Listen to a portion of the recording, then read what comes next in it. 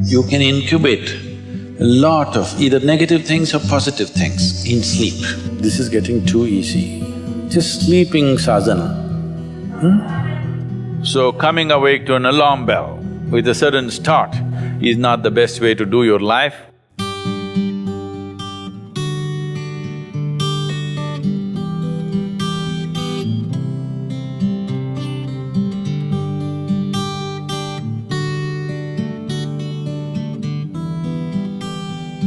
How many of you find that one day morning when you get up without any reason, you're just feeling ugly for no reason? If it is happening even at least 2-3 times a year, if it is, then you must do certain things before you go to bed. It's very, very important.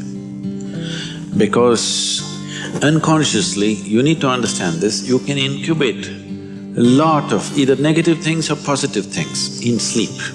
Either pleasantness or unpleasantness, you can incubate very effectively, uninterrupted in sleep.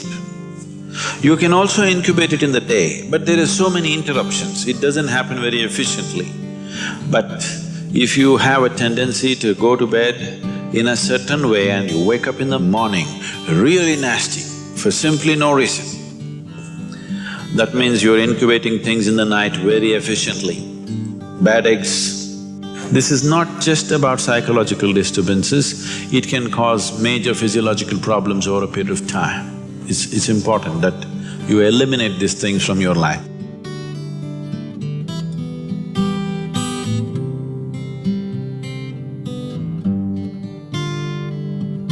So, before you go to bed in the night, there are certain things that you need to take care of.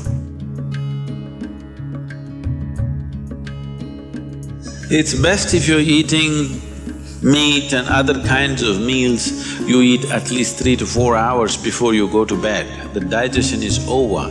Before going to bed, drink a certain amount of water and go to bed. You will see it gets taken care of just like this. One simple thing can be just a shower. Always to shower before go to bed, it'll make a lot of difference. In this weather, maybe cold showers are difficult, so you go for lukewarm showers, don't go for hot showers in the night. Go for lukewarm showers, it makes you alert. So you will think, oh, I cannot sleep. It doesn't matter, you will sleep 15-20 minutes or half an hour later, but you will sleep better because it will take away certain things. When you shower, it is not just the dirt on the skin that you're taking away. Have you noticed if you're very tense and anxious, whatever, just a shower, you came out, it feels like almost the burden has been taken away from you? Have you not noticed this? So it's not just about washing the skin, a whole lot of things happen when water flows over your body. This shower is a very rudimentary buddhi shuddhi because over 70% of your body is actually water. If you run water over it, a certain purification happens, which is beyond cleaning the skin. One more thing if you want to do, you just light an organic oil lamp, a cotton wick, some oil, anything. What do you use here? Normal cooking oil. Linseed oil, rice bran oil or sesame oil, what do you have? Olive oil, fine. Any organic oil with a cotton wick, just burn one little lamp somewhere in the room where you sleep. You will see these things will completely disappear. If you can bring in a chant or there are nightly practices, yogic practices, before you go to bed, sit on your bed and do this practice. If you want to do Isha Kriya, it's available on the net. Generally, in India, they told you should not put your head to the north and sleep. You're aware of this? If you put your head to the north and sleep during the night when you're in horizontal positions, then slowly the blood will get pulled towards your brain. When there is too much circulation in the brain, you cannot sleep peacefully. If you have any kind of, inherently weak aspects in your brain, or if you're of old age, you could die in your sleep.